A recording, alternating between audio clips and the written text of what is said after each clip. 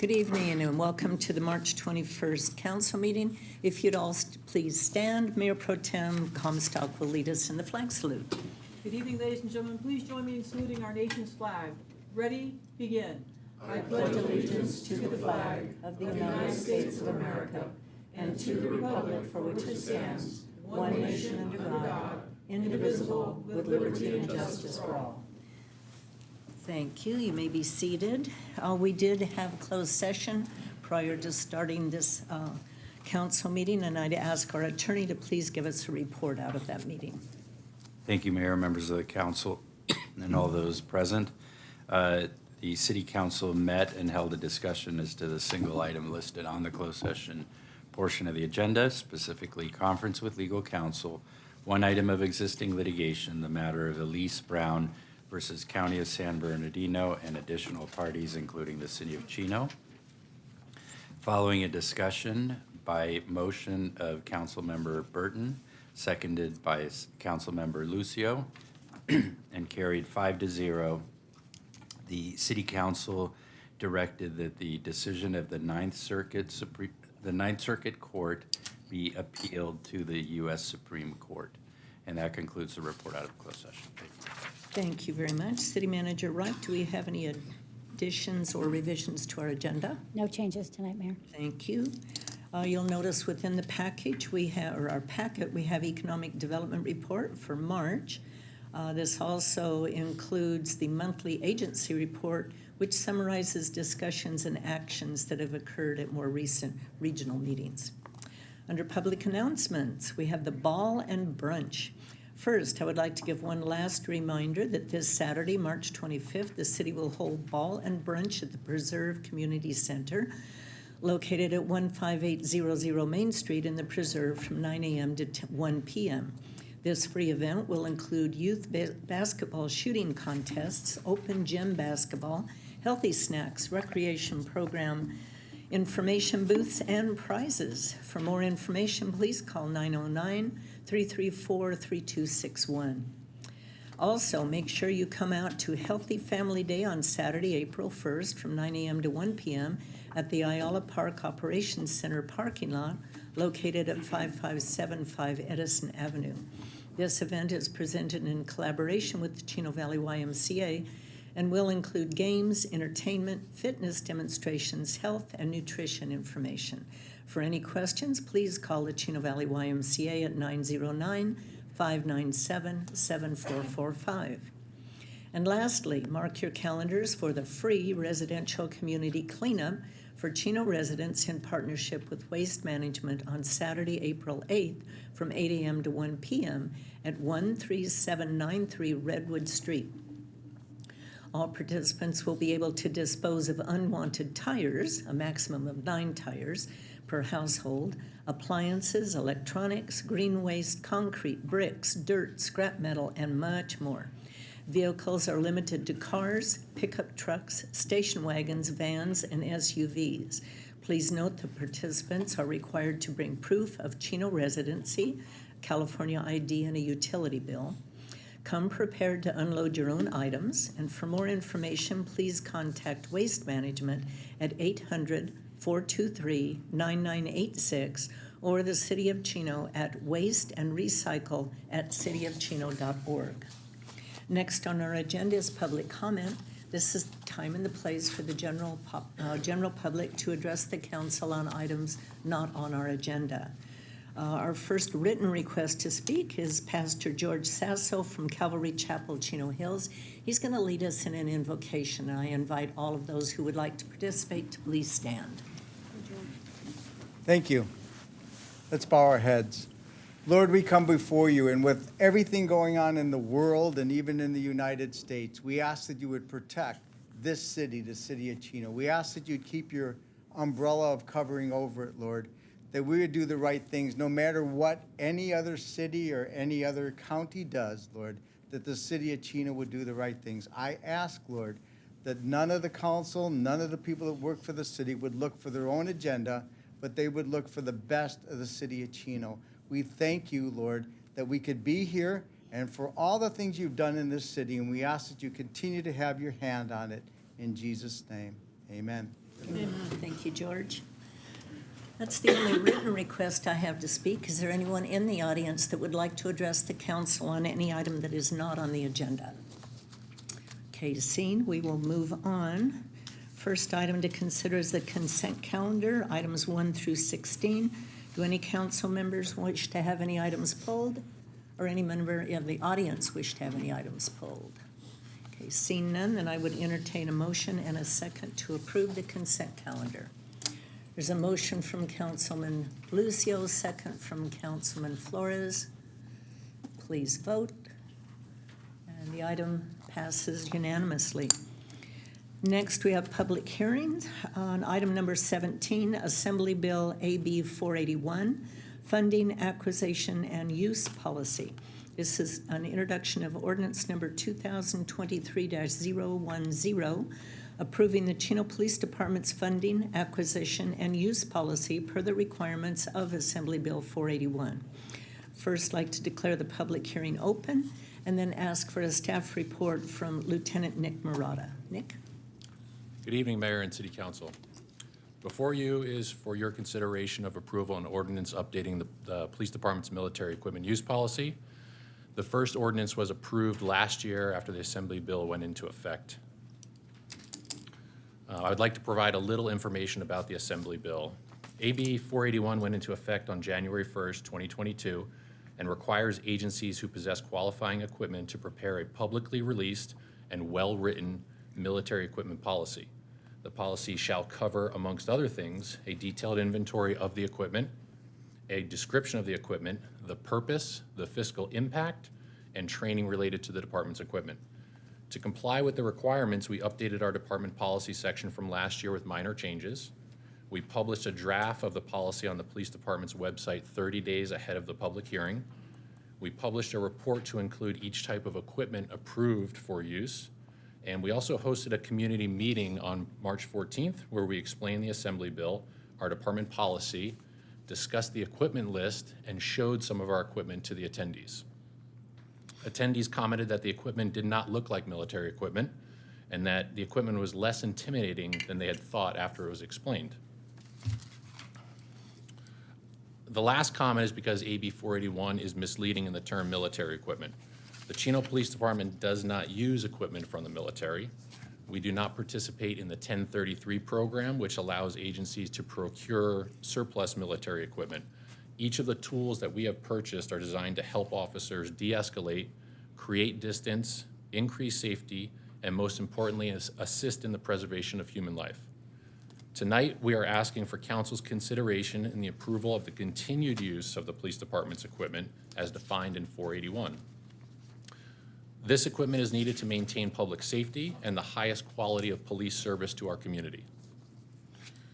The only changes from last year's equipment list are that we added the term military equipment to one area of the policy, and we adjusted our inventory list with minor changes, replacing some of the chemical munitions that we use for training and added 3 new types of munitions. I've added a few pictures in the slide to show some of the equipment that's required to be reported by AB 481, and I'm open for any questions that council may have. Okay, is there anyone in the audience that would like to address the council on this item? Okay, seeing none, then I would close the public hearing. Any questions or comments from council? I have some. Karen? Lieutenant, how many people attended the public meeting on March 14th? We had 3 people attend. Okay. Any other questions? I do. I was reading the section of the policy where we were talking about some of the less lethal 40-millimeter launchers, and it talked about we had this an approximate amount. Are some of those just in different cannibalized states, or are those no longer serialized, or how come we didn't have an exact count on a couple of those other firearms? Do you know? For the 40-millimeter munitions specifically? Yes, not the munitions. I thought it was the launchers. Let me go to that section real quick. Unless I read it wrong. So, yeah, in the launchers, our pepper ball launcher, we have 4 total. We have another different type of pepper ball launcher that we have 1 of those.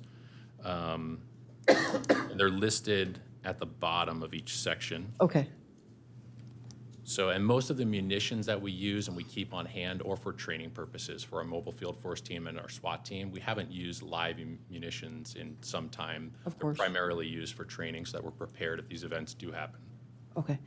And then last, I just want to state that it's unfortunate that sometimes when other law enforcement agencies accept this equipment through the 1033 program, it is pieces of equipment that I can't imagine actually us, from my previous employment at the Chino Police Department, actually using here in our community.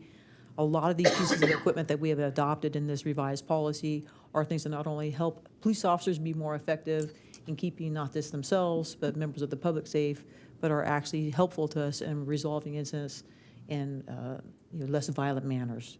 So thank you for this presentation and job well done on it. Thank you. Okay, if there aren't any other questions or comments, then I would call for a motion in a second, please. It's a motion from Councilman Flores, second from Councilman Burton. Our attorney will read the ordinance. Thank you, Mayor. The City Council will consider approval of ordinance number 2023-010 entitled An Ordinance of the City Council of the City of Chino, California, approving the updated Chino Police Department's AB 481 funding acquisition and use policy. That is being read by title only and waiving further reading. Thank you, Mayor. Okay, and the item passed unanimously. Next, under new business, item number 18, approve the introduction of 2023-007 and a vendor cap increase with Granicus. Approve the introduction of this ordinance authorizing the city to allow electronic and paper campaign disclosure statements and authorize a vendor cap increase in the amount of $2,000 to Granicus. Staff report this evening will be provided by our Assistant to the City Manager, Mr. Jack Morgan. Good evening, Mayor and members of the City Council. So tonight for your consideration is the introduction of ordinance number 2023-007. And this stems from California Government Code Section 84615, which allows cities to use electronic filing systems for campaign finance disclosures, which for this proposed ordinance adds Chapter 2.72 to Title II of the Municipal Code to allow, as an option, electronic filings of campaign finance disclosure statements, including FPPC Form 410s, 460s, and 497 forms. Now, while the overall intent of the ordinance is to ultimately extend electronic filing options to the council, some of the key tenets of the ordinance includes that any elected officer, candidate, or committee that has received contributions or made expenditures of $2,000 or more may electronically file statements, that the person may opt in or out and file physical paper copies should they choose. If the electronic system is used, a copy is not required to be filed with the city clerk's office. And if the original document is required to be filed with the Secretary of State, the filer can use the electronic system to send a copy to the clerk's office. Now, should the council approve the introduction of the ordinance, staff will be able to identify potential vendors listed on the approved Secretary of State vendor list. Granicus is one of those vendors, and the city currently utilizes Granicus for its agenda management system and 700 form automation system. Now, should Granicus be determined to be the most user-friendly and cost-effective vendor, the proposed vendor cap increase will allow staff to move forward with Granicus's product. However, regardless of the vendor, it is anticipated the system will be ready for the July 4/16 filings, and the trainings will be completed as well. Therefore, to provide greater flexibility and to help streamline the campaign disclosure document process, staff recommends that the City Council approve the introduction of ordinance number 2023-007 and increase the vendor cap with Granicus by $2,000. That concludes my report, and I'd be happy to answer any questions the council may have. Thank you. Is there anyone in the audience that would like to address the council on this item? Seeing none, council comments or questions? None? Then I would entertain a motion in a second, please. Motion from Councilperson Flores, second from Councilperson Burton. Our attorney will read the ordinance, please. Yes, thank you, Mayor. Before the council is ordinance 2023-007 entitled An Ordinance of the City of Chino, California, adding Chapter 2.72 to Title II, Administration and Personnel of the Chino Municipal Code, authorizing electronic and paper methods of filing campaign finance disclosure statements. And that is being read by title only and waiving further reading. Thank you, Mayor. Okay, and the item did pass unanimously. Item number 19, road closure policy. This item is to adopt resolution number 2023-017, establishing a revised road closure policy that incorporates a deposit and penalty process based on the valuation of work and duration of closure. Staff report will be provided by our Director of Development Services, Nick Lagori. Thank you, Mayor and council members. Currently, the city is experiencing multiple roadway construction projects, and many of these projects are in the preserve, which itself is experiencing an increase in development activity. Because the existing infrastructure in the preserve was virtually non-existent when the area was annexed about 20 years ago, developers have had to construct sewer, water, and storm drain lines where none existed, build new roads or greatly improve existing roads, and utility companies have had to extend electricity, gas, and communication services to these areas as well. Since most of this infrastructure occurs within the public right-of-way, there are many times when streets need to be partially or fully closed to facilitate the construction of these facilities. When public improvements are constructed by a developer as a result of the need to expand and improve infrastructure to serve that development and the surrounding area, the city does not control the contractor that the developer hires. We have a regulatory role issuing permits and inspecting the work that is done, but we have less control over the schedule of that work. Within the past few years, there have been some improvements. Both Kimball and Bickmore Avenues that have been constructed by developers have experienced lengthy schedule overruns and reopening after many, many months. This was causing great frustration and great inconvenience to area residents. Because the area is only 50% built out, we all know that additional large-scale infrastructure projects will be under construction and still be required into the future. So to give staff more tools to help ensure the timely completion of public improvements built by private developers, staff is proposing an update to the road closure policy that would require a deposit to be placed with the city proportional to the length of the closure, the value of the work to be done. If the work extends beyond the end date of the permitted closure, the city can start to deduct funds from the deposit on a daily basis, up to $5,000 per day for the largest projects. We believe this will provide a greater incentive for a developer and contractor to finish the work on time. Therefore, staff recommends that the City Council adopt Resolution 2023-017, establishing a revised road closure policy. And that concludes my report. I'd be happy to answer any questions. Thank you very much, Nick. Is there anyone in the audience that would like to address the council on item number 19? Seeing none, council comments? Questions? Curtis? I understand it's $5,000, you said a day, that they would be penalized and it would be subtracted from the deposit. Is that correct? Yes, for the largest deposit amount, which would be a $300,000 deposit, which would be for projects with over a $3 million valuation. So there's a scale that's established in the policy. So for smaller projects, it would be $1,000 a day for a smaller deposit and a shorter duration, less valuation. And if the developers out there don't come back within a certain period of time, after we've already begun to fine them, is there a way that we could jack that fine up and increase that fine even more? Well, if there is job abandonment, the city can issue a stop work order, and we can actually initiate repairs to reopen the runway. That would be at the developer's cost. And then we would not be under an obligation to reissue permits for work with an additional closure. Essentially, they would just have to figure out how to work around us. Sometimes that's practical, depending upon the level of infrastructure that's being built, but sometimes it's impractical when very large-scale infrastructure is under construction, like large storm drain lines or sewers. I understand it. I and specifically referring to the preserve, as far as I'm concerned, it's completely and totally unacceptable when the developer comes back and they tell us that they don't have a date of completion.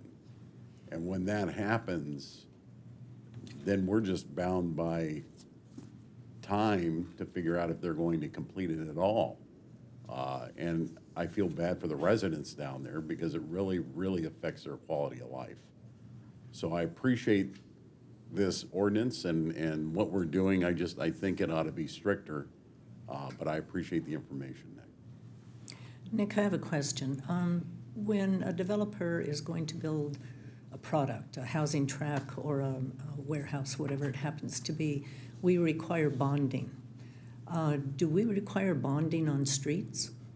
Yes, we do. So all of the private development projects are required to be fully bonded before the start of work. So if they default, we can always call the bonds also to finish the project. Yes, that is always a remedy that's available to us. So the fines plus calling the bonds possibly. Yes. Okay, Karen? Nick, I couldn't understand in the report what happens if they exhaust the deposit. So if the deposit is exhausted, it would depend upon the condition of the project at that time. If there was a case to be made for job abandonment, then that's when we could call the bonds. It's likely that we would see indications of that ahead of time, and we would begin that process before the deposit was fully exhausted. And I would add, just in response to the question, item 12 of the policy does say that if the deposit has been exhausted, a stop work order shall be issued until a new deposit equal to the original deposit has been made. Okay. So we have some leverage there. I just didn't understand if we could keep charging them in that process, or if that's where the stop work order, that is the appropriate action, or if we just keep charging them, if we can continue to charge them more. Yeah, we definitely could, per the policy, but the ultimate goal is to get the construction finished. course. And so that's the aim that the city would take is using all the tools that we have, including this policy, to get the construction, compel the work to be done. I agree with a lot of the comments that Councilmember Burton has already made on this. It's very frustrating to drive through town anytime you have any construction project, particularly where there's road closures to streets. And like Kurt was saying earlier, we don't have an estimated completion date by the developer. Or two, you go by some of these construction sites, sometimes for 1, 2, 3, 4 weeks at a time, and it doesn't look like anything's changed, or it doesn't look like any work or any forward progress has been made on any of these projects. That is so frustrating, not just for us up here on the council, but for our residents, and we do hear from them when this happens, and we apologize for that in the past, and I do hope that this policy will help us be more effective at holding these construction projects and these capital improvement projects to appropriate timelines, and when they can't meet a timeline, either for them to ask us for permission to grant them more time based off of weather, inclement weather, other things, but for us just to not sit around on our hands and wonder when some of these construction projects are going to be delivered to our residents. So thank you to staff and to Nick, and I look forward to seeing hopefully some positive results from this ordinance. On the stop order issue, I would hate to see us issue a stop order, wait for an increase in the deposit, and then have nothing happen for a couple of weeks. I agree, Mayor. So I would say that if we have to issue a stop order, either they come up with the deposit money immediately, or we immediately call the bonds. But don't give any slack. I mean, some of these contractors are just being very, very lax. Very lax. But I think, I'm hoping, that the lines of communication are better now with these people. And as soon as something happens, like Karen said, sometimes there's a week or more when nothing's happened. Now that may be valid. There may be a reason why nothing is happening. Maybe they have to secure the land. I don't know. there may be a reason, but that needs to be communicated to us so that we can communicate to the residents. So, I'm hoping that increase in communication gets a lot better as well. Councilman Burton? Nick, when you talk about job abandonment, at what point do we make that determination, and what's it based on, and who makes that call? Well, public works inspectors are kind of the front line, so they're the ones that are out on the job sites daily, monitoring the activity. And so we rely on them to inform us and inform the city engineer as to what the progress is and how things are going. So there would be a number of factors that we have to look at, but one of the things that would be very clear is if the subcontractors working under the general contractor, we're just not there, or the general release them from the job and there's no replacement, and just a general lack of activity for quite some time. There's not a specific metric. It's really based upon the judgment of the inspector working with the engineering staff. And then, as far as our website is concerned in updating the residents and people that want to know what's going on with that project, how often do we update that, and how detailed do we get as far as the project is concerned? We're working right now on a new format for that to make it a little bit easier for people to find the information and to put everything in one place. And so also to categorize some of the projects, because we have current construction projects, and we've got projects that are in the planning and permitting stages that will begin construction soon, and then there's other projects that are in the future that we're just starting with working out how to deal with the logistics or the funding or whatever. And so for each of those, we'd like to be able to provide information on the milestones. Some of them may be updated monthly or greater because we're obtaining funding from multiple agencies, versus other construction projects where we could update every couple of weeks or every week on what's the progress that's happening. And so we're working on a format for that, so that way it can be communicated easier. When are we looking at that to be completed, that format, to where that's up and running? Our department's working with the administration department to figure out a format for that, and so it's a high priority. We're hoping that it'll be very soon.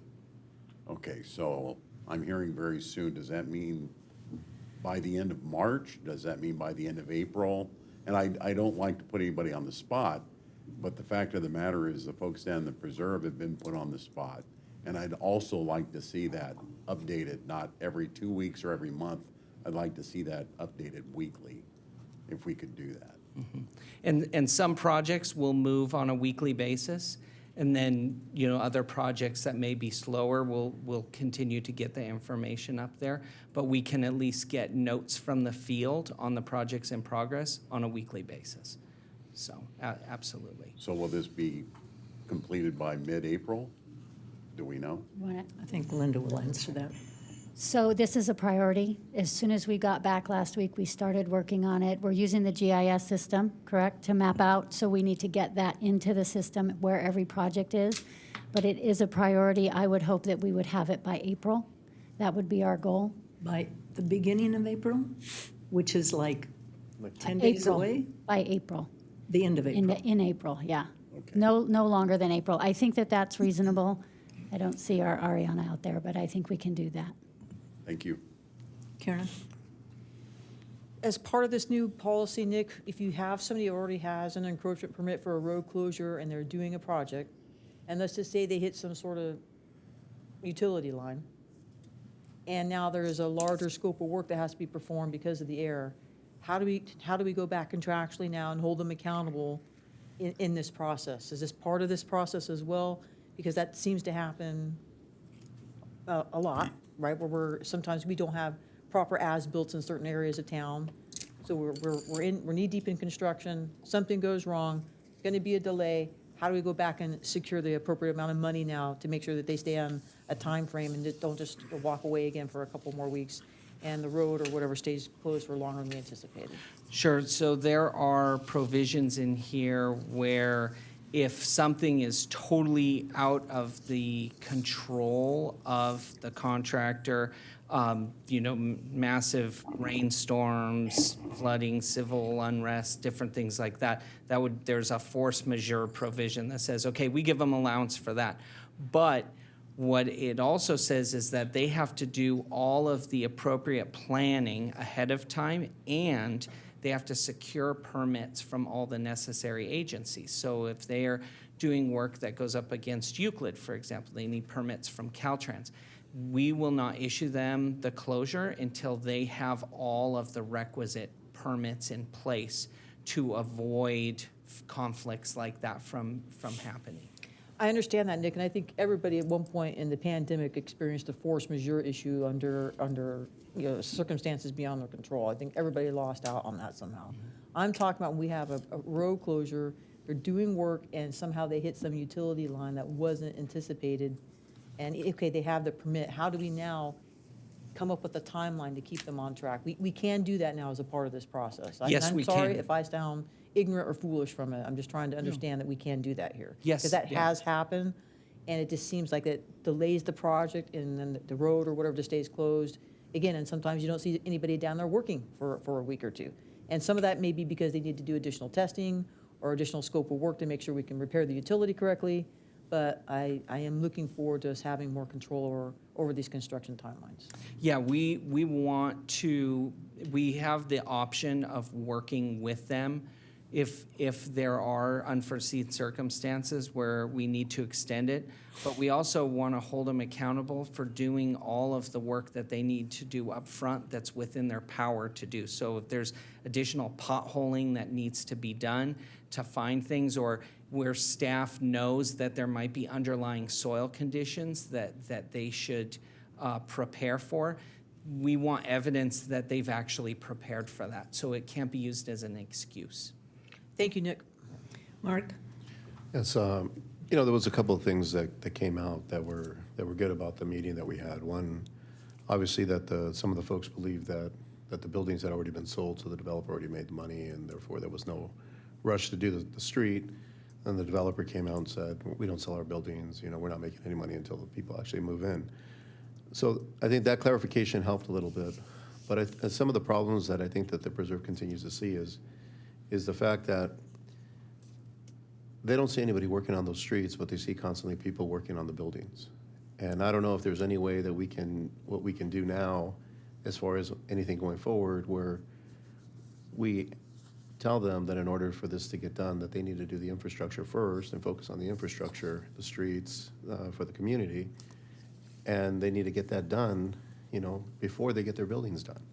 Because if you look at the buildings for the most part are complete. I think I think they even have gravel or what do you call it, asphalt on the ground there around the buildings, but yet our street is still dirt, and then granted, I understand that there was a situation where there was a sewer line, they tested it, and the sewer line leaked, so they had to dig it back up, and they couldn't pour anything over it until it was tested and it was determined whether or not it was functioning. But I think that's one of the frustrations that they see. They see that the buildings, that they focus 100% on their building, and then the street is like a secondary thing to them, when the reality is when they do that, it puts the community in a bad situation, because when we have weather events like this, and we don't really normally have them, but we have had them this year, and you only have one street that they can get out, which is Bickmore. I mean, I'm sorry, not Bickmore, but what is it, Merrill? Not Merrill. Kimball, and then the other one you can get out is on Pine. You make it very, very difficult for them. So I think that's their frustration is that, one, they see from us is that they know, I mean, they're not construction people, I'm not a construction person, but I could look at the Bickmore and I can tell you that it wasn't going to open on time. But we basically we let the developer dictate when they told us that it wasn't going to open on time. And I think that's where we have to work, either Public Works or somebody needs to work with these guys and say, hey, look, it's obvious to us it's not going to open on time, but we need to say something to get ahead of this, and we need to start figuring out a true timeline. Because when you tell these folks 2 or 3 days before you tell them it's going to open, that it's not going to open, and it's quite clear to them it's not going to open, I think that's where the frustration comes in. Because we should be getting out ahead of them. We should be contacting these developers. We should be telling them, hey, look, your deadline is this, but you don't have this thing done. So, what's the story here? What are we going to do? And I think by us not doing that and not taking that lead and us not having our inspectors out there actually contacting these guys and speaking with them, because I believe the contractor said that nobody had even talked to him until 10 days ago, or 10 days before the meeting that we had in the preserve. And even the developer said, I had no idea that the community felt like this.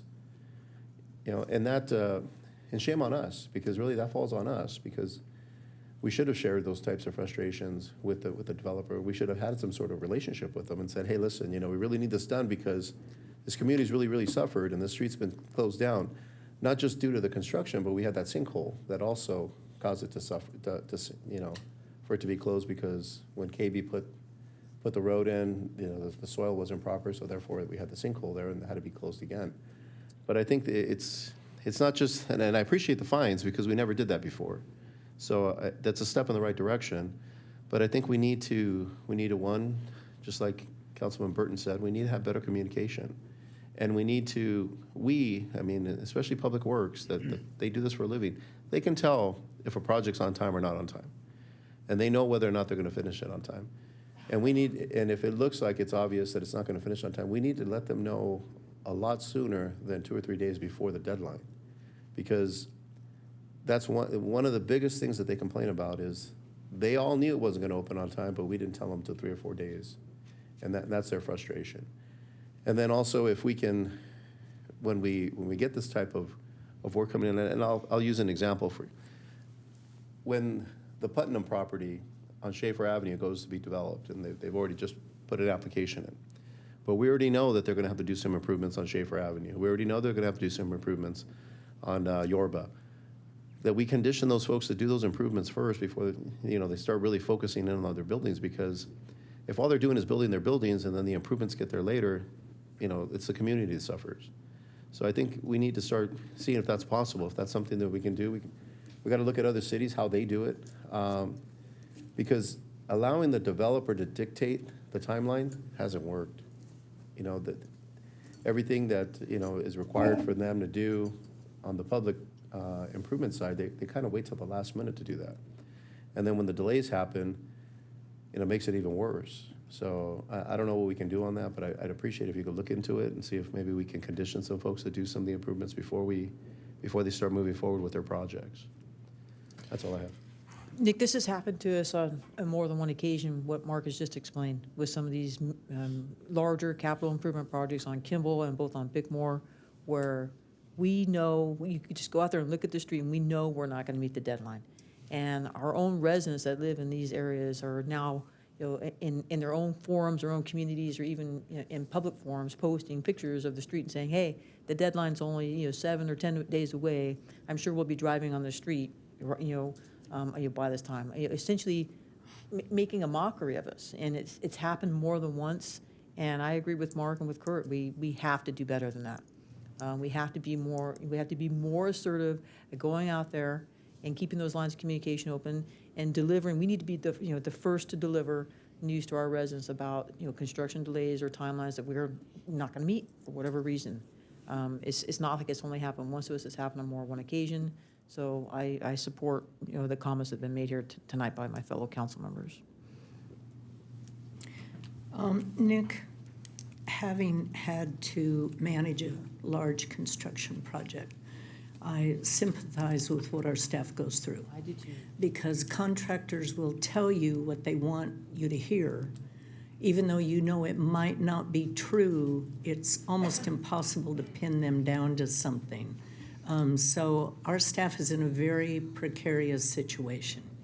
If a contractor says, I'm going to have this done in a month, but our gut feel is that's impossible, you can't very well publish something that says, They're not gonna be done for a month, it's gonna be 2 months when they're telling you it's gonna be a month. So it's a very touchy kind of situation, but I do know that construction management teams have to put together a report every week saying their status. Now, we probably we're not privileged to those reports, but perhaps we can do something where mandatorily they have to provide us with their construction management report, like on Fridays or on Wednesdays or Mondays or something that ties them down on paper to what they're telling the people who are paying them.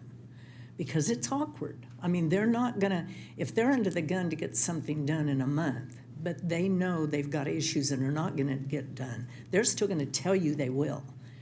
So again, Karen, it's gonna be hard. This is I agree, gonna be ma'am. very difficult for our staff to pin down a company that either won't give us a deadline because they say they don't know yet. Say, for instance, like on the sewer line. There may be circumstances where they don't know because there's soil issues, there's compaction issues, there's maybe some kind of sinkage happening because of the water table, who knows? Maybe that's why they're not willing to give a date because they don't know if they can meet it or not. So I think, again, the lines of communication need to be open. I agree with Councilman Burton. We do need to publish this often, but there are circumstances you're not going to be able to control. Our staff can't control because we're not out there with the shovels and the machinery. But we can improve our communication and try to let the residents know what's going. But we're still going to have people angry. I mean, they're going to be angry, they're going to be frustrated. We can improve on our communication, absolutely, but we're not paying the crews, we're not hiring the crews, we're kind of at their mercy when it comes to some of this stuff. I think the fines will help. I think threatening to pull bonds will help. Mandatory communication with perhaps the construction management reports that they by law have to turn in, I believe. At least on the project that I managed, they had to turn them in by law, especially labor law. Maybe all of this will help some, but to say that we put pressure on something's going to make this miracle happen, it isn't. And I don't want to mislead the public into thinking that what we're trying to do right now is going to be a savior for everything going on. There's still going to be some issues. I agree with you. Fred? I'm sorry. I agree with you 100%, Mayor. If anybody's ever managed a construction project at their own home, and you have sometimes people saying, hey, well, this will be done by this time, or this will be done by this time, we know that there's always going to be delays. I think all we're asking for, either, from you from a personal manner, whether it be from something at your house or from a public project, from a capital improvement project, that we're being upfront about timelines, especially when we know we're not going to meet them. Well, and Yeah, again, I think you hit the nail on the head, Mayor. We don't have control over some of the extenuating circumstances, but it's better for us to get in front of bad news when we have it, that we're not going to meet With a the deadline. communication. With the communication. but to make a commitment on a date that we can't even get is impractical. Fred? Yeah, so I've heard the concerns from council. What we've tried to do, and I helped the Development Services Department on this policy, is there's a requirement that they submit very detailed construction schedules. The other, you mentioned the leverage we have on their bonds, so that is another tool.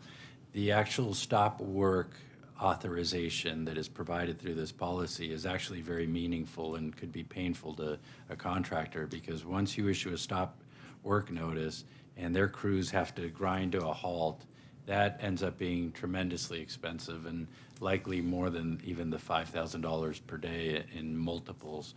The other tool we have in this policy is we can withhold their occupancy permit. So to Councilmember Lucio's point, they should be working on the public improvements. Otherwise, they can get their buildings all perfectly done. We're going to hold their occupancy permit until they complete this step. Well, we've been there, done that on some residential contracts, and what we ended up getting was being sued, which brings up the stop order. If we do a stop order and stop everything, and they let everyone go home and take the equipment off, and then they have to restage again, we can get sued for it being our fault for their delay and extra costs. So we have to be careful with the stop order also.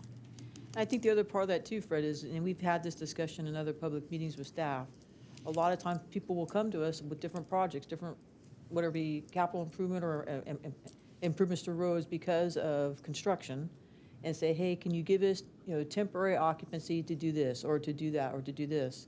And we have had a tendency in the past, and I've talked personally with staff about this in infrastructure committee meetings, to grant that. And I think we need to do our best to get out of the business of doing that, because it doesn't seem to help us down the road unless there is some extenuating circumstance that we're aware of, or that needs to be the path for us to go. Because I'm not saying that there aren't extenuating circumstances to developers or other things where we need to help them.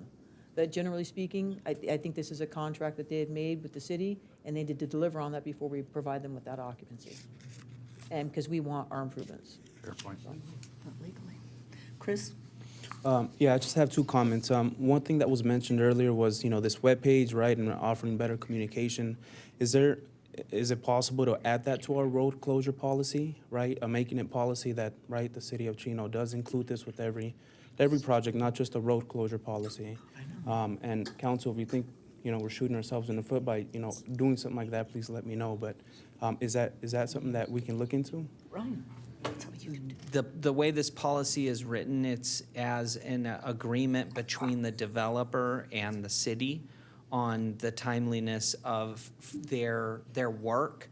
So there's really not a place in this document to have an obligation that's the sole responsibility of the city, because the developer is signing this basically when they're asking for their permit. Okay, well, all right, on that topic then, one thing that, because a lot of things were mentioned here tonight, and, a lot of things were kind of taken out of my comments, but one thing I want to bring up that hasn't been mentioned, and I'm not sure if our staff has explored this yet, but are there any incentives that we can offer the, a developer for, finishing a project, not just on time, but, earlier than, sooner than what is scheduled? You're talking money. I would add that their biggest goal is to get that certificate of occupancy, and perhaps the construction contractor has a arrangement, and typically does, with the owner of the property that is paying for the development, with financial penalties or incentives. So I suspect that's already in the marketplace, but securing that certificate of occupancy earlier is money in their pocket. Any delays cost them tremendously. Okay, any other questions or comments? Then I would entertain a motion in a second to approve this policy. Motion from Mayor Pro Tem Comstock, second from Councilperson Flores, and the item passes unanimously. Item number 20, final acceptance of public improvement, TM 18924, Meritage Homes of California Incorporated, also called Orchard Square. Accept the public improvements for Meritage Homes of California Incorporated, TM 18924, located on the east side of Central Avenue at Mariner Lane as complete, and authorize release of the performance bond and initiate the warranty bond. Our staff report this evening will be provided by our Assistant City Engineer, Jesus Plasencia. Good evening, Mayor and members of the City Council. On January 19th, 2015, the Planning Commission conditionally approved site approval PL 140685, tentative track map 18924, and special conditional use permit PL 141065, submitted by Stratham Homes to construct 92 single-family residential units on property located on the east side of Central Avenue at Mariner Lane. The conditions of approval require public improvements along Central Avenue and Locust Street, which necessitated the execution of a subdivision improvement agreement and the posting of securities to guarantee the construction of the public improvements.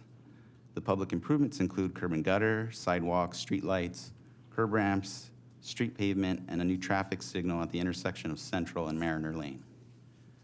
Between March 2015 and January 2018, The project underwent various rounds of plan check review. The time needed to finalize the project's plans took longer than expected due to there being large delays by the developer in returning plans to the city because they were contemplating selling the project. Stratham Homes received various plan approvals in early 2018 and later applied for permits to construct the improvements in April 2018. In early 2019, Meritage Homes purchased the property from Stratham Homes. On April 16, 2019, the City Council approved the annexation of the property to the city's landscape and lighting district for public street light maintenance along the project frontage within the right-of-way. Meritage Homes also constructed the improvements consistent with the approved plans in 2019. In December of that year, the city's policy on accessible pedestrian facilities was adopted, and staff determined that the off-site improvements, mainly the curb ramps and the sidewalk, did not comply with the accessibility requirements as constructed. Between 2020 and 2022, city staff engaged in negotiations in an attempt to require the developer to rebuild the non-compliant sidewalk and curb ramps. The developer ultimately agreed to reconstruct the improvements, which were reconstructed in August 2022. City staff then initiated final project closeout procedures. City staff has now determined that the public improvements are complete and comply with all applicable city standards and accessibility requirements. The developer has paid all project-related fees and has provided the city with security for a one-year warranty period to ensure correction of any defects found during the warranty period. Please note this project and the existing residential subdivision on the west side of Central Avenue, which is track map 18982, were both conditioned to construct a traffic signal at Central and Mariner Lane, which serves as the primary access to both sites. Although Meritage Homes completed all necessary traffic signal improvements on the east side of Central Avenue to the satisfaction of the city engineer, the signal improvements cannot be recommended for acceptance until the developer for track map 18982 has addressed the accessibility issues associated with the existing pedestrian crossings on the west side of Central Avenue. That concludes my report. I'd be happy to answer any questions. Questions or comments? Is there any comments or questions from the audience? Okay, seeing none, that I would entertain a motion in a second.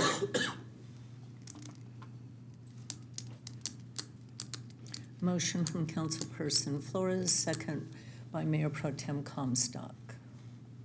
Item passes unanimously. Item number 21, fiscal year 22-23 mid-year financial review. This item is to receive and file the financial review status report and consider amendments to adopted budget appropriations and expected revenues, and consider contract amendments and purchase order increases. Staff report this evening will be provided by our Director of Finance, Mr. Rob Burns. Good evening, Mayor and members of City Council. Tonight I bring before you the 2022-23 mid-year financial review. This year's financial review covers the current fiscal year through the end of February 23 and includes all areas of operations with an emphasis on the city's general fund. Finance staff met with each department to review and analyze both operating revenues and expenditures in order to evaluate and identify potential changes to the 22-23 adopted budget. Staff has reviewed the city's finance sources, looking closely at sales tax, property tax, and development-related revenue. Sales tax is anticipated to be $400,000 over budget for a total of $36 million this fiscal year. Sales tax receipts, both locally and nationally, have remained steady, even with the high inflationary environment that is being experienced. Property tax revenue is expected to be over budget by $1.7 million for a total of $33.7 million. However, the majority of this increase is from a corrected property tax misallocation. The correction will result in a one-time property tax receipt to the city of Chino of $1.3 million, with ongoing property taxes of $470,000 in the future. Additionally, general property tax receipts are projected to be up about $400,000, so good news. Development revenue is anticipated to be under budget, however, by $1.2 million for the year. Development activity has slowed down in the past few months due to rising interest rates. It's difficult to project the degree and length of this current slowdown in receipts, but staff is going to watch that closely to keep an eye on it and see how it goes. Staff's also reviewed expenditures and identified several areas that need adjustments to the adopted 22-23 budget.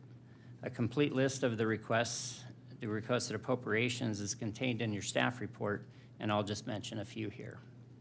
For the general fund, staff is requesting a total of $50,000 of additional appropriations for implementation of the C-Click Fix software as directed by City Council. For the transportation fund, staff is requesting an additional $110,000 for additional concrete paving repairs throughout the city. And finally, for building management fund, staff is requesting a combined $80,000 for Southern California Gas and Southern California Edison due to the recent increases in utility costs. That concludes my report, and I'm available for any questions. Thank you, Rob. Any questions of staff or questions from the audience on this topic? Any questions or comments from council members? I have one. Karen? Linda, how soon do you think we could get the C-Click Fix software program up and running that came out of the workshop? Do you know? I don't know off the top of my head. I know that we had done some research on the Fix Click, so we're aware of it. So we just, now that we have the appropriation, we'll go out and That's work fair. on the process. Okay. When we have an idea, could you just report back to us in one of Yes. your reports? Thank you. And then maybe include in that report just a little overview for the public so they understand that and how it's going to help us, citywide. Yes, I think that's a great idea. Thank you. Will it be before the end of the fiscal year? Come on. You're pinning us down to timeframes. You don't like to be pinned down. We're going to do our best because it's been allocated in this fiscal year. So of course, we would want it going in this fiscal year. Otherwise, we'd have to carry it over to next. Okay, thank you. Any other questions of staff? Curtis? I have a question. I just don't know, Rob. With the inclement weather, the way it's been for the past month now and anticipated to continue for another couple of weeks, what, if any, kind of financial impact does that have on the city long-term, if you're aware? Yeah, I'm not aware of any long-term financial impact other than maybe the maintenance of the roads. If it deteriorates the roads, potholes, cracks, those kinds of things, that's going to be additional expense to the city to repair those. And that's a major expense, as you're aware. So that would be the primary thing. I think people still go out and shop and, still go out to restaurants and such. So, that kind of activity isn't that impacted for long-term anyways. But I think streets is the biggest thing. And I'd like to add to that too, because with this weather, we have crews out on overtime working to clear the area. So that's going to be an impact. We typically have good overtime budgets in everyone's budget. So whether or not it's covered, because we've had an unusual amount of rain. So, and even as Rob talks about, the infrastructure on Pine Avenue, we had a whole panel of asphalt lift last week, which had to be repaired. So, those are typical when the weather is like this. And then clearing out the drains like we've been doing before every storm. And the police department and the public works department really do a good job, because what we're seeing now is not something that's normal. But they have an entire plan, they work that plan, they have crews out and ready to go, which I think has helped us a little bit over the last few months when we've had this storm, because in the past it would just catch us off guard. But we're ready now, and we've got our crews ready to go. And a response for just the potholing that we're going to experience from this? Oh, yeah. Yeah, and we're already seeing it. Well, look at 71, look at the disaster there, and we can see our own streets deteriorating because of the water and the little cracks in the Just eats 'em streets. Oh, it does.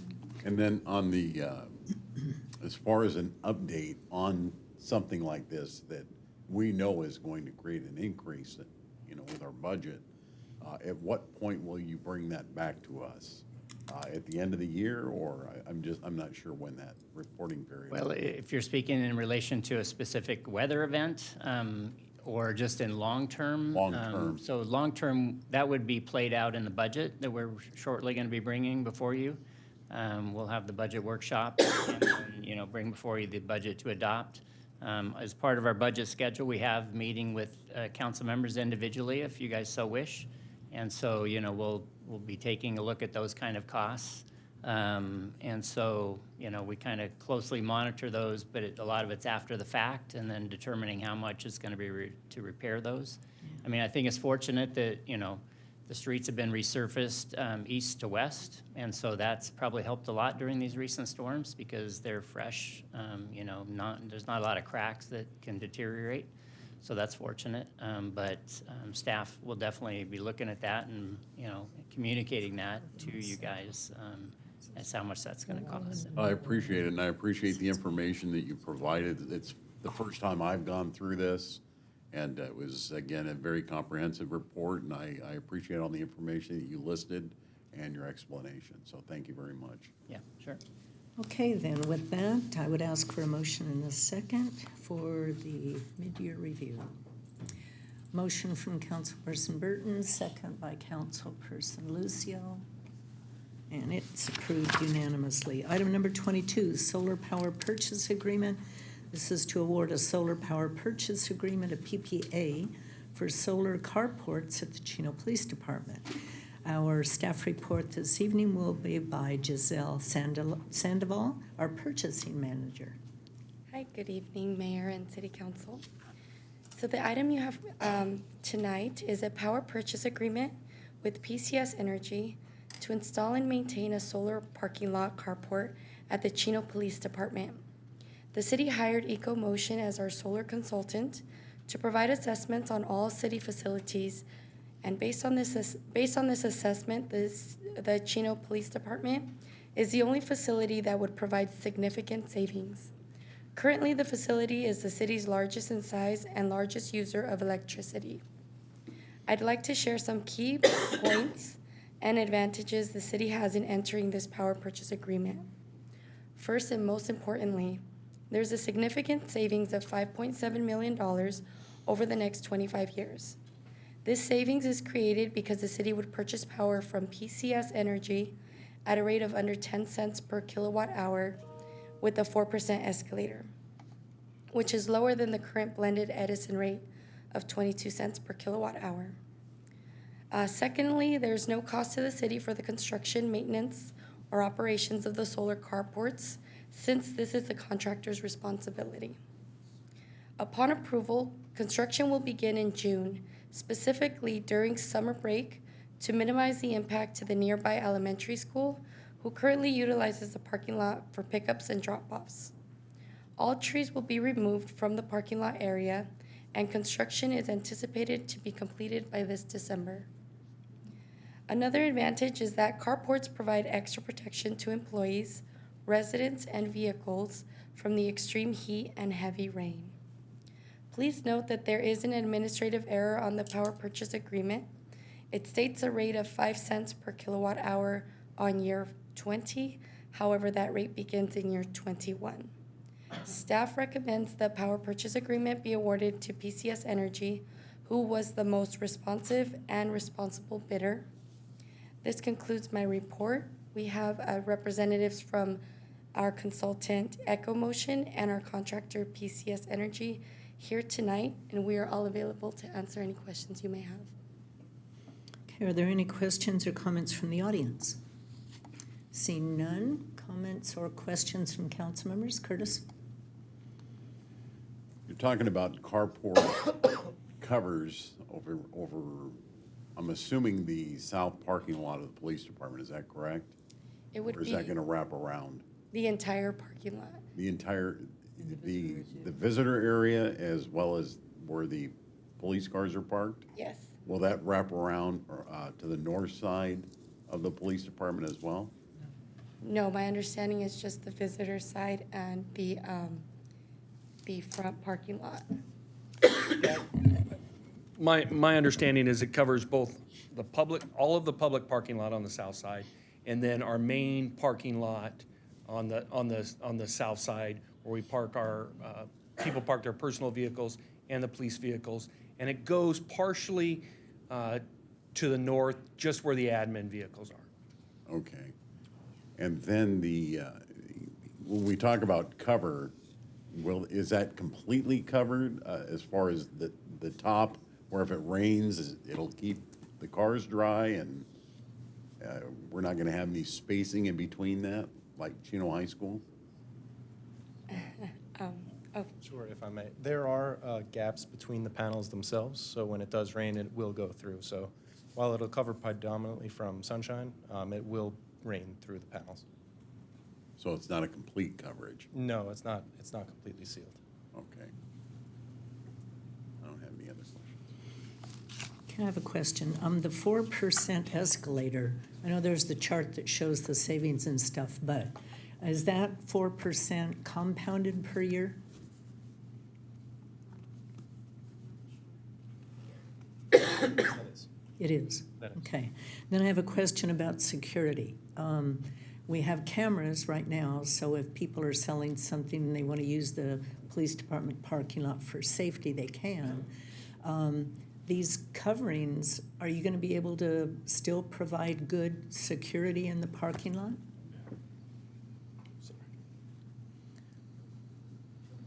That's something we'll have to look at, and if it's not, we'll make adjustments to ensure we do that.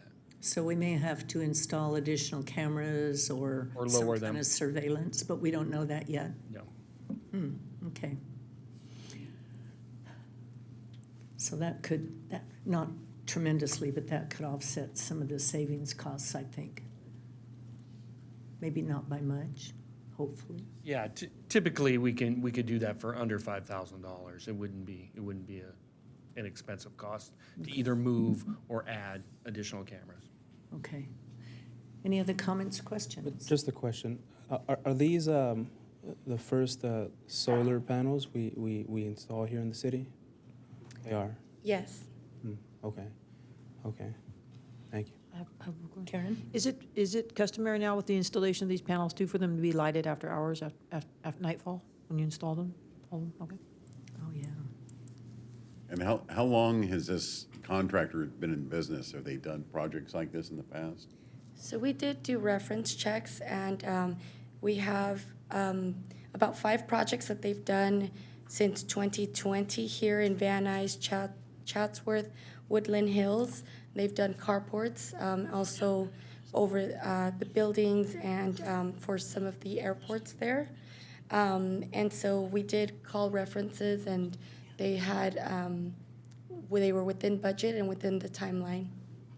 Did we physically go out and look at any of their projects before accepting their bid? We did not, and we also are in a crunch. We are trying to get the savings to meet the April 14th deadline, and so we need to get this contract to Edison so that our application in. So no, we did not have the opportunity to go out. There's an incentive that's expiring for us, right, if we don't get it in? Yes. Any other comments, questions? Okay, if there's no objection then to this contract, I would ask for a motion and a second. Motion from Councilperson Flores, second by Mayor Pro Tem Comstock, and the item passes unanimously. I would ask, Wes, that you bring back if you find that you have to do additional security. Item number 23 is State Water Resources Control Board, Drinking Water State Revolving Fund Reimbursement and Pledged Revenue Resolutions, State Street Water Treatment Project WA 212. This is to adopt resolution number 2023-018 and 2023-019 related to the application for financing under the Drinking Water State Revolving Fund for State Street Water Treatment Project WA 212. Staff report that will be provided by our CIP Engineering Manager, Maria Frazier. Thank you, Madam Mayor. Good evening, Madam Mayor, council members, and staff members. The item for your consideration tonight is the adoption of 2 resolutions related to the State Street Water Treatment Facility project funding. Public Works Department is seeking to secure a low-interest loan funding through the Drinking Water State Resolving Fund. The application requires that separate resolutions be submitted. The first requires the potential loan applicant to pass a resolution by their governing body and authorizing the approval and submission of a loan application. This was completed on September 6, 2022. The 2 resolutions for your consideration tonight are Resolution 2023-18, which pledges city water usage consumption water availability, and water fire service fees funds for the payment of the Drinking Water State Revolving Fund. And Resolution 2023-19, which determines the city's reimbursement intent and establishing the project as the maximum reasonable project principal amount in the amount of $37 million. Once completed, this project will treat water from wells 12 and 14, which will yield approximately 4,000 gallons per minute. The environmental document and mitigated negative declaration was adopted by council on October 18, 2022, and the design will be completed in approximately 6 months. Construction can start early next year. I would also like to bring to your attention a small typo on page 510 of the package. The last sentence of the first paragraph should refer to Resolution 2023-19, not 2023-18, but the recommendation section on page 508 is correct. It is staff recommendation. The council approves the staff report with the recommendations indicated. This concludes my report, and I'll be happy to answer any questions. Is there anyone in the audience that would like to address the council on this item? Seeing none, council comments or questions? Karen? Maria, I want to thank you and staff's work on this project. I don't see, oh, there's Amr right there. Amr, thank you. We sat several months ago and talked about trying to get these wells back online and rehabilitated, and the benefit that it can produce to us in our own drinking water. This is huge, and if you want to pray for us tonight, pray that we get this loan so that we can proceed with this project and bring these wells back into rehabilitation. But this was going to be a problem for us down the road if we didn't address it. I think staff did a great job at recognizing that this problem was coming down the road for us and doing something to act swiftly to make sure and keep us in position to be successful with our water. So thank you. Welcome. Any other comments? Okay, then I would ask for a motion and a second for this item with the noted corrections. Motion from Councilman Flores, second from Councilman Lucio. Item passes unanimously. Next on the agenda is mayor and council reports. Okay, Wednesday, March 8th, I attended the Mayor's Prayer Breakfast. Thursday, March 19th, the Omnitrans Administrative Committee meeting, SBCTA Transit Committee meeting, and SBCT Metro Valley Committee meeting.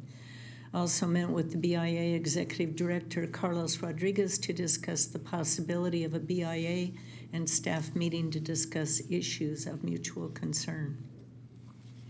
On Friday the 10th, I met with Chick-fil-A owner David Diniscan, Chino Hills Mayor Peter Rogers, and Chino Hills Council Member Cynthia Moran to discuss another Inland Empire Leadership Conference. Saturday, March 11th, I attended the Chino Mounted Posse event and then the opening ceremonies for the Chino American Little League, and I threw out the first pitch. I really need to practice throwing better. I mean, I make it there, but it's not pretty. It's just not pretty. I got to get my grandsons out there to help me practice. Monday, March 13th, I attended Congresswoman Norma Torres's Community Funding Forum in Fontana. And then later that morning, along with Councilmember Burton, City Manager Reich, legal consultants and staff, attended a discussion to review and document the history of Chino's water rights. Along with Councilmembers Burton, Flores, and Lucio, attended the workshop on water infrastructure and street sweeping issues and ideas. Tuesday, March 14th, along with Councilmembers Burton and Flores, attended a tour of our East Side water treatment facilities with Congresswoman Norma Torres and her staff. She presented us with a jumbo check representing the $2 million she gave us from her community fund, which will be used to expand our treatment facility. Then I had my one-on-one with City Manager Reich. Later, along with Councilmembers Burton, Flores, and Lucio, attended and spoke at the dedication of the new Chino High School gymnasium to former Councilman Mark Hargrove. That was really well attended, and it's so worthy to be named after him. But we are hoping that they name the courts after the two coaches that were honored previously with their names. So we're hoping that the courts are renamed after those two coaches. Wednesday, March 15th, I filmed a little TV clip for CBS about Chino Day's event with our cow. That was fun. And then I read to Mrs. Garrison's third grade class in the afternoon at Howard Kettle Elementary School. I've done that several times, and it is so much fun. Those kids are so well behaved. She is a great teacher. She has a great command over those classes. Thursday, March 16th, I attended the Water Facilities Authority Board of Directors meeting where we reviewed the preliminary 23-24 budget, authorized an alternative disinfection feasibility study for water treatment, authorized investment in the Local Agency Investment Fund, or LAIF, and addressed meeting schedules. An item addressing the 8th Amendment to the General Manager's Employment Agreement was continued to a later date. Then I zoomed into part of the Water Master Advisory Committee meeting.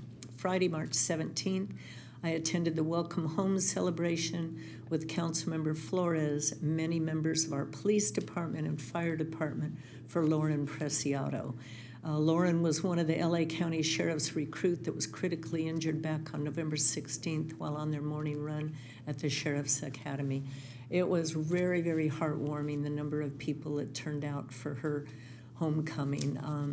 It was very, very touching. And that little gal has spent 4 months in the hospital and is now going to have to undergo about 6 hours of physical therapy every day, every weekday for they don't even know how long. So we're hoping that she fully recovers, but that accident was just so terrible. And apparently there are 2 recruits that are still in the hospital from that accident. Saturday, March 18th and Sunday, March 19th, along with Councilmembers Flores and Burton, attended our inaugural Chino Days event. Saturday was a beautiful day, but we did get some rain on Sunday. The turnout on Saturday was amazing. Everyone had a great time enjoying the food booths and participating in the many activities. And it was fun to see people getting together again and enjoying the outdoors. Of course, it was rainy on Sunday, but there was still a lot of people enjoying the festivities. And I want to congratulate and thank staff for doing such a great job on this event. It was really a lot of fun. I know Linda had mentioned this for a couple of years, that we needed, instead of just a one-day cultural palooza event, we needed a multi-day event. And boy, did it turn out successful. There were a lot of compliments about this. People were just thrilled. I did get a couple of suggestions. The music needs to be piped in to other locations so that people that are not close to the stage can hear. And then they also asked for a variety of bands, like country western, that kind of stuff, a little bit more variety in the music. But people were just thrilled. Oh, and one more suggestion. In case it's cold again next year, coffee. We need a vendor for coffee, and we also need a vendor for Santa Maria-style barbecue. That was suggested, that being in the venue and then smelling the wafting smells of a barbecue with the smoky aroma would be just fantastic, and I agree, that would be fun. And then today, I attended the Omnitrans workshop at Victoria Gardens Cultural Center Celebration Hall to talk about long-range and short-range planning. We don't have a good rapid transit system, especially down here in the South End, and we may never get it for decades. But I would really request that the public stay up to date on what's happening in Sacramento and know what your legislators are voting on and what they're suggesting, because some of the stuff coming out of Sacramento, you're not going to like, but you're voting for people who are enacting these crazy, I'll call them crazy legislative bills. There are a couple that are being proposed right now, AB 6 and AB 7. They haven't passed yet, but they're being proposed, which affects the state's desire to stop any new road construction. So they want you out of your cars. They want you in dense housing. They want to take away local control.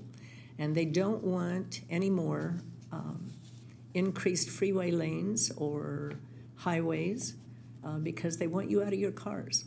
So for us down here, trying to not have a car and use mass transit, we would never get anywhere because that's our lifestyle, right? There was a big article in the Daily Bulletin where they interviewed some pretty influential people. It says in 25 years, housing will look different in the Inland Empire. And they're talking about how it will be majority stack and pack type houses with no yards, multifamily type, the single family housing that we enjoy now, with yards where you can have a pool or whatever you wish. They really don't want those built any longer. So the existing housing will stay here unless, of course, people take advantage of the current laws and build accessory dwelling units, adding on to their homes, converting garages into dwelling units with no parking requirements. So what's happening in Sacramento is very, very concerning, and we really need to stay on top of this. So please educate yourself as to who you're voting for and what they're supporting, because it really matters. And it's going to impact our quality of life today and into the future, especially our children and our grandchildren's lives. And then, of course, tonight we had closed session in our council meeting. So with that, I will hush. Mayor Pro Tem Comstock. Mayor, you were very busy. You were very busy assignment. And thank you for that depressing news. So, while the mayor was busy at some of her meetings, I was actually on holiday with my family out of state in Maui for 9 days, so my report is short tonight. I want to thank the residents I see from the Parkside Village community here. If you didn't see it, your consent item was item 7 and has been amended and it was passed, so thank you for coming tonight. Mayor, the only thing I had to report out on is the fire board meeting that I attended after the last council meeting with the fire chief here. That was a phenomenal meeting. They celebrated the survivorship of Survivor 35 and 36 at that meeting. We personally know most of the council members here, Survivor 35.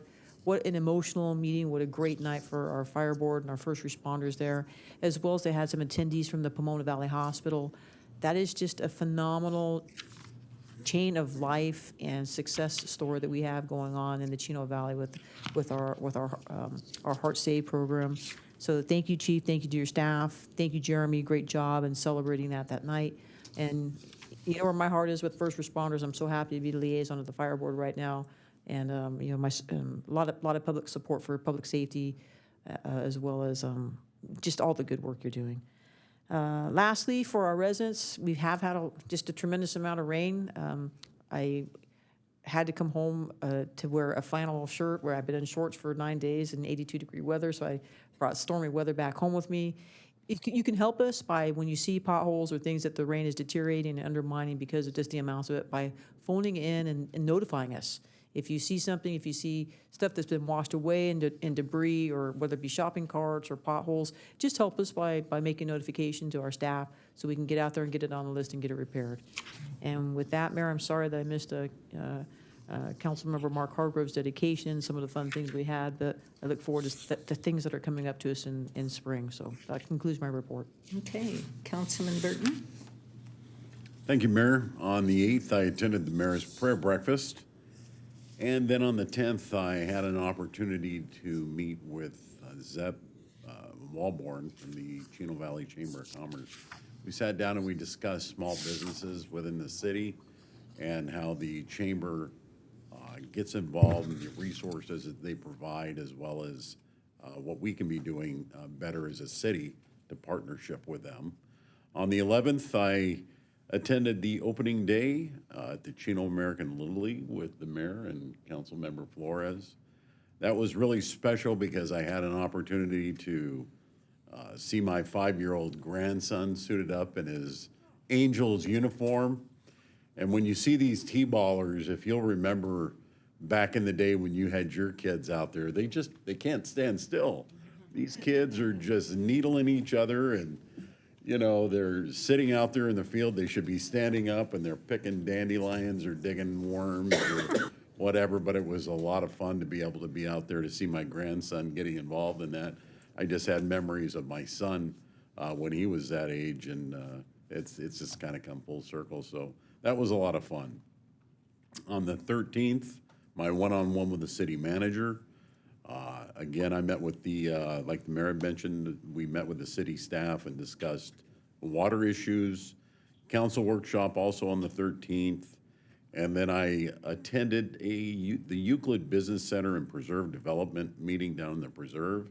As an observer, I went down and really wanted to hear what was going on down there, and a lot of good information that was passed back and forth between our staff and the residents down there. And I hope that continues because those are the types of meetings that cause progress to happen within our city. On the 14th, I attended with the mayor and council member Flores, the councilwoman Torres, the visit at our water treatment facility. And she did present a very nice check for $2 million. Thought that was pretty awesome. We can get that up and running. Then I attended Chino High School for the dedication of the new gymnasium for Mark Hargrove on the 16th. Chino Hills Parkway Development Project I attended with our city staff.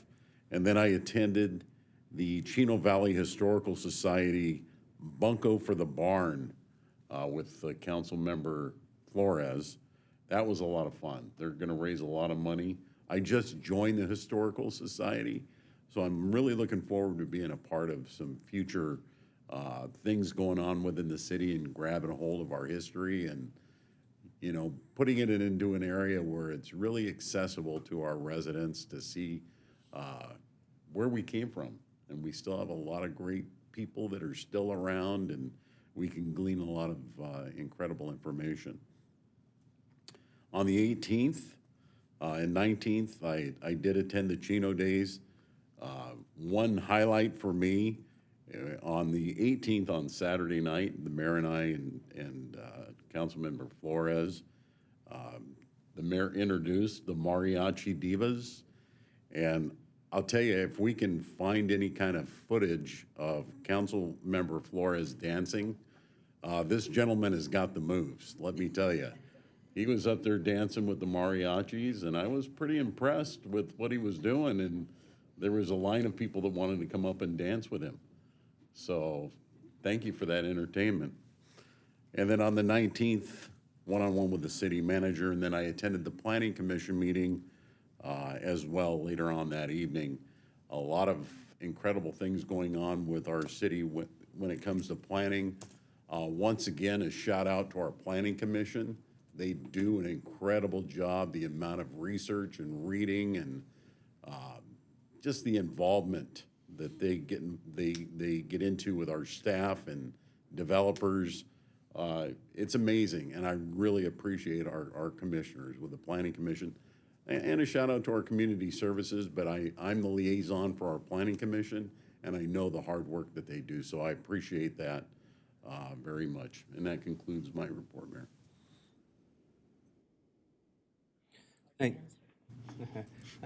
I don't remember. Right. Thank you, Mayor. On the 8th of March, I attended the Mayor's Prayer Breakfast. That same day, I attended the Chino Valley Fire District Board meeting, and one thing that really stood out to me at that meeting was the Hometown Hero Award.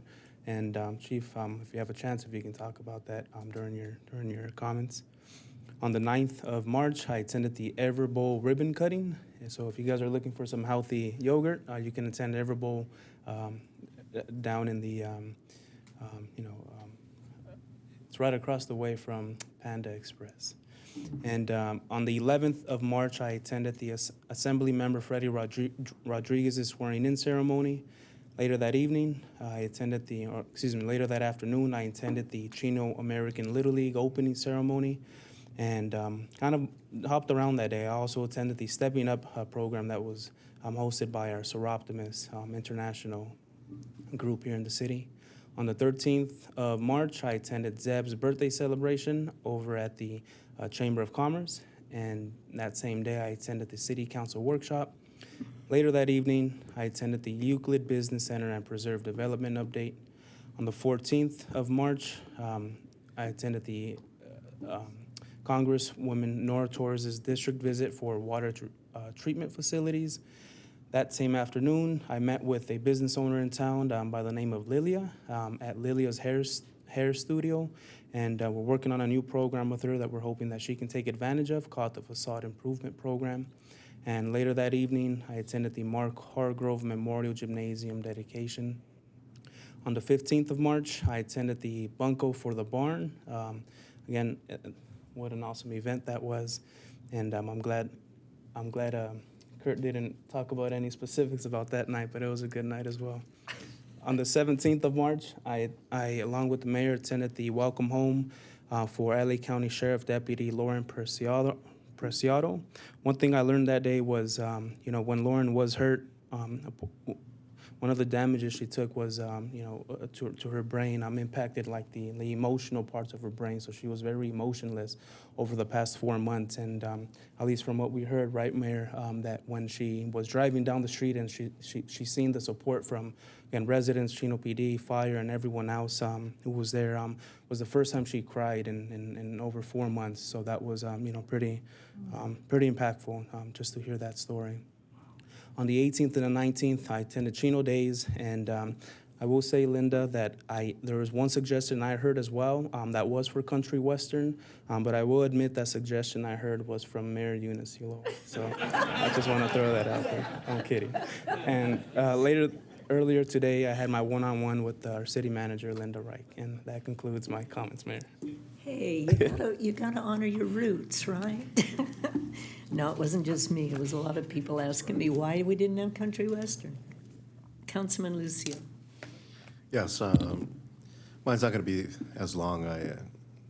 Myself and my family, we've been kind of sick these past couple of weeks on and off. So, but I will talk about some of the highlights. So on the 8th, I attended a Chaffey College community meeting, and some of the highlights from that is that they're going to rename the kitchen at Chaffey College, the culinary kitchen, and they're going to name it Yamava, basically after the Yamava Indian tribe.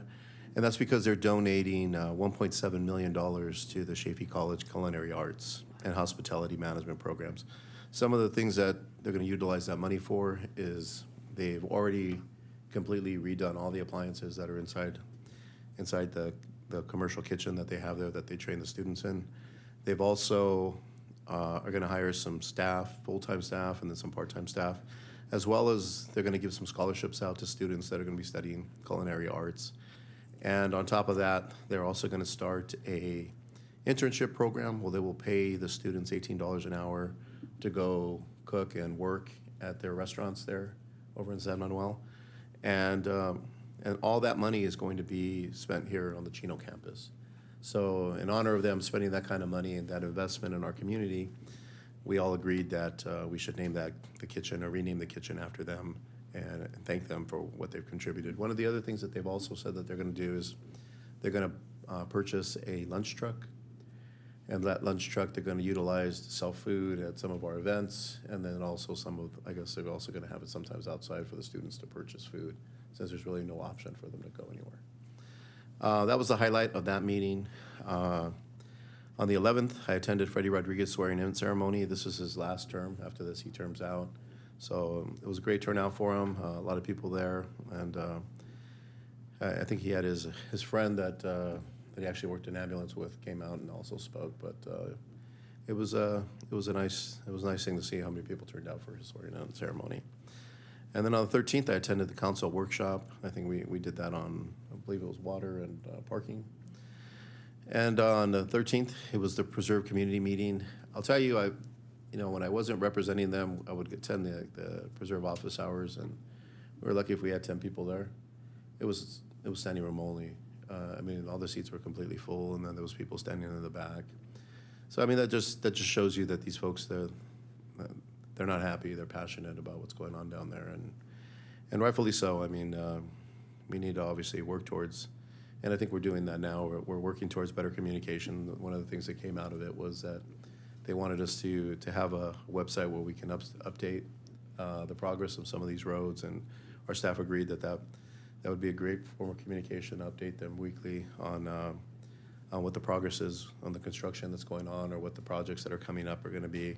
And some of the things that they were talking about was whether we don't communicate with them. And I did tell the gentleman that said that we didn't communicate with them as we were there. So it wasn't like a regular office hours where we did it every other month on a Thursday. We knew that there was an issue as soon as we could put an agenda together. And we were even able to get the developer there and the contractor there to answer questions. So, it wasn't just our staff, but and I think it was good for the developer and the contractor to see the frustration that's going on with the residents. And he did agree that they were going to try to open up at least one lane on Bickmore so that the residents can utilize that to go back and forth, and so that it wouldn't be a full closure. So hopefully we try to figure out some timelines where maybe that, and I just received an email from one of the residents there asking, what the timeline is when they thought that maybe that one lane would be opened up. So if we could figure that out and get back to him, he CC'd you as well, Linda. So, but that was some of the things that came out of it. Obviously, there was some angry people, but there was there was a lot of people there that were supportive of everything that has been going on. I mean, there's a lot of construction down there. And when everything's built out, they're going to have a great community. There's a lot of the amenities that they've asked for a long time that are finally coming in. But this is frustrating, especially the amount of rain that we've got this year. I mean, this is not normal for California, but obviously we need it. But at the same time, even my daughter who works in Chino Hills tells me, hey, it took me 45 minutes to get to work. So I understand her frustration. I understand the frustration of the residents, and we're going to do our best. And obviously, working with the developer, we're going to try to come up to some resolutions so we can get this thing opened and we can start opening up their streets again. On the 14th, I attended the dedication of Mark Hargrove's Memorial Gym. That was a beautiful ceremony. The plaque that they have in the hallway for him, really captures his smile and the type of person that he was. So I thanked Joe Schaefer for really pushing this forward and getting this on their agenda and then getting it passed ultimately. Mark Hargrove was a good man. He really loved Chino. He knew a lot of history about Chino, things that I've never knew about Chino. But I mean, he was born and raised here, and he was definitely proud to be a part of this community. So it was good to see them dedicate that gymnasium to him. I also attended the Chino Days on the 18th on Saturday, so I did see the Mariachi Diva, and I heard a little girl get up there and do her speech, and then the council recognized her. But it was it was my son's birthday, so we kind of celebrated it that day, and we kind of came by just to stop by, see how it was, and we got him some food, and then we left. But it was a great turnout. I didn't go on Sunday because it was raining, and obviously my kids are still not 100%. So but it was good to see a 2-day event, and I did see it on the news, and people were sending me links to it, and so it's good to see that we're getting put on the local television and some of the accomplishments that our city's doing. And that's all I have for today. But thank you. That's City Manager Wright. Thank you, Mayor and Council. Couple items. So, as Mayor Pro Tem said, if you want to report something, you can go to cityofchino.org/report, and you can report something that needs to be fixed. You can report graffiti. You can report, what else? So that's where you go, cityofchino.org/report. So, and I also want to thank you for all the comments on Chino Days. I know the Community Services Department has been working on a 2-day event for a long time, but it's one department that does the planning, but then we also had the Police Department and Public Works and Development Services out there helping to support the event. Over the 2 days, we had about 5,000 people. So for the first time we've held this event, that's really good. I suspect that this event is going to grow over time. And to have a steady flow. Yeah, and if we have country and western, we'll probably get a little bit bigger of a crowd. But it was a really good event overall, and it was a steady flow all day, both days. Even with the rain, we had people come out on Sunday. So we're really happy about that. On the Bickmore, for Councilmember Lucio, they did put the asphalt down. They applied for their permit from Caltrans, which, as we know, Caltrans sometimes takes a while. That's for traffic control. The city has already approved that permit, so we're waiting for that approval. We're hoping for that street to open up next week, and that would be eastbound only, but at least that will help. And that completes my report. Thank you. Thank you. City Attorney Galante. Yeah, thank you, Mayor and members of the council. Just wanted to report today I attended a meeting at the Inland Empire Utility Authority with your city manager, as well as city managers of various contract agencies and their legal counsel. And the subject was to negotiate the extension of the sewer services agreement. I will say that we've made a lot of progress, and the representatives, I think for the first time in several years that this has been under discussion, we're very positive about the potential to reach an agreement. And that's all. What about the recycled water portion? Are they still trying to separate that? No, we're actually, I mean, they have what they call their SARS obligation to provide water to Orange County. That's one item that we may end up parking because it's not an issue for the next foreseeable decade or so. But the recycled water discussion is actually something that we're coming to terms with. Good, great, good news. Thank you. Chief Simmons. Thank you, Mayor and members of the council. Councilmember Flores asked me to touch on fireworks, and I just want to take this opportunity to remind our community that fireworks are illegal all times of the year. Safe and sane are only illegal July 1st through July 4th. And we recently made an arrest of a subject. We were actually investigating a separate crime and found out he had a large cache of fireworks, and were able to arrest him.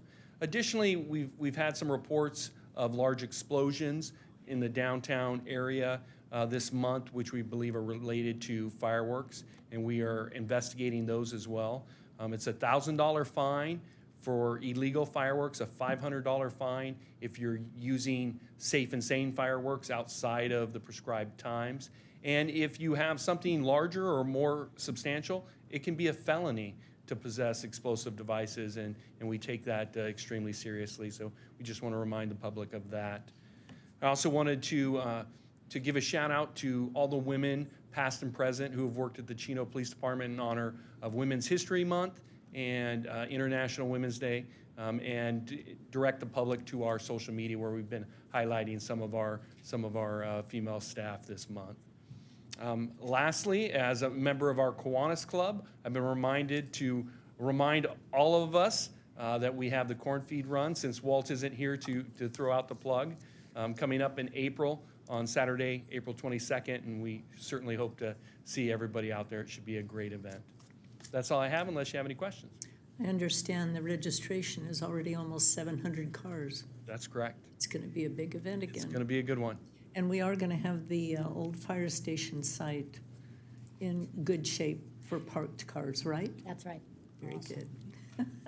Any questions or comments? I have a question. We continue to talk about potholes, but after hours, if there's a serious pothole in a street, are residents able to call the police department to report that? Yeah, they're always welcome to call 628-1234. That phone is answered 24 hours a day, 7 days a week, and we'll be sure to get Public Works out there to take care of that. Thank you, Chief. Thank you. Thank you. Fire Chief Williams, good to see you. Good to see you too, Mayor. Good evening, Mayor, Mayor Pro Tem, Council. Just two things for tonight. I just wanted to make the council and the community aware that, as I've spoke of before, we're going out to put a bid on the ambulance services. That was due, that original bid was going to be due this March 23rd, but with all the inclement weather and the challenges up in the mountains, the county's made a decision to push that back by a couple weeks. And so the new deadline is April 6th. So the bids will be due by April 6th. We were poised, our package is all ready to go at about 1,300 to 1,500 pages, so we're all set and ready to go. But I did want to make you aware of that. It doesn't look like that it slows up the end progress very much. It extends the award, from what I have here on my numbers, by about a week or so from the original date. So it pushes back the original, but not by much. What is that date, Dave?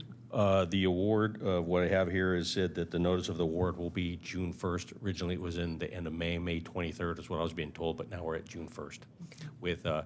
With some work happening in between that. So after those bids get placed, then there's going to be a presentation. Well, they'll grade them, and then there'll be a presentation period, all to take place between that time frame. And then the official award at this point is on June 1. Okay. And then related to the Hometown Heroes, very, very proud. I'm actually excited that I have Deputy Chief Alt here tonight. We had the opportunity to recognize, like you said, 35 and 36. So just a little quick history for the community's sake. Our cardiac care program really got kicked off in 2017.